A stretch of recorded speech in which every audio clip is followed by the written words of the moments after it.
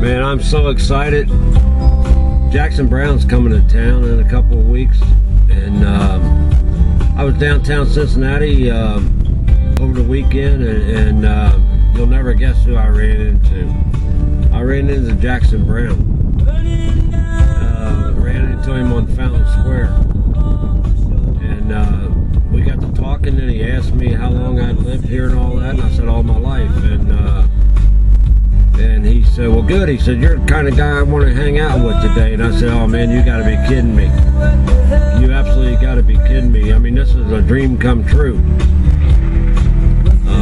to meet you and to talk to you. So there wasn't anybody with him. He was just sitting on Fountain Square, actually eating a hot dog.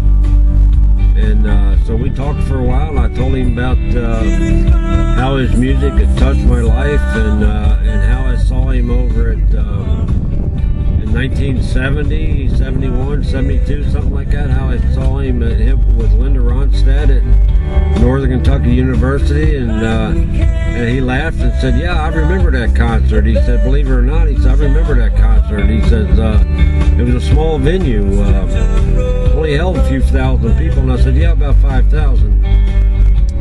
And I said, "Jackson," I said, "I wanted to meet you so bad that night." And I said, I couldn't get near you. And I said, "I've seen you over at Riverbend a couple of times. I followed you down. I went down to Louisville to see you. Went to Lexington to see you. Been to Cincinnati 3 or 4 times to see you." And he started laughing. He says, "You are a fan, aren't you?" And I said, "Yes, I'm a fan." I said, "Fans putting it mildly." So we walked along.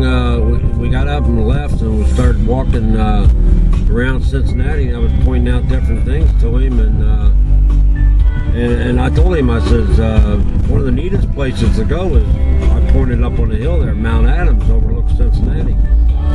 And he said, "Man," he says, "I don't have a car." He said, "I'm at the hotel," and he said, "A limo's going to pick me up." He said, "I'm flying out of here tonight." And I said, "Well," I said, "I got a car." I said, "It's parked in the garage, right, not too far from here."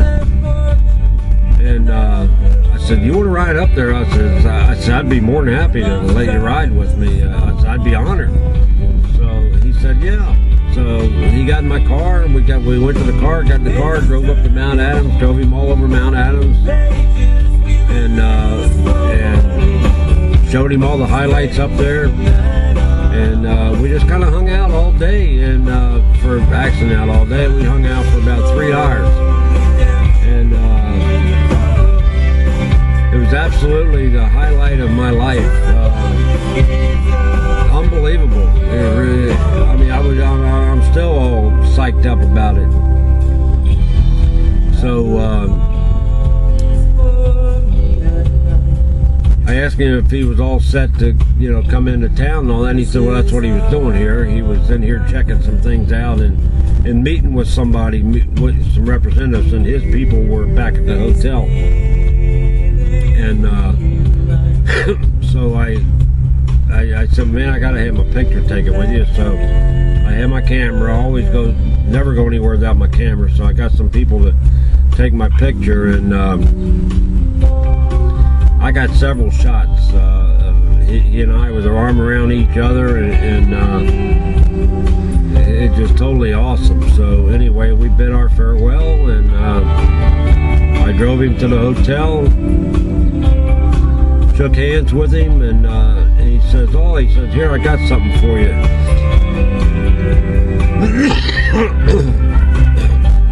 Excuse me. So he reached in his pocket, pulled out a stack of tickets about like that. He peeled off 2 of them. He says, here's 2 tickets for the concert in 2 weeks at Riverbend. I said, "Oh my gosh." I said, "Thank you so much." And not only are they tickets, they were VIP tickets, where I'm going to get a backstage pass to go everywhere with him and hang out and eat in his private tent where they set up food. So I dropped him off at the hotel, and told him how much I said I really appreciate this. So that's my happy story for today. So, what'd you dream last night?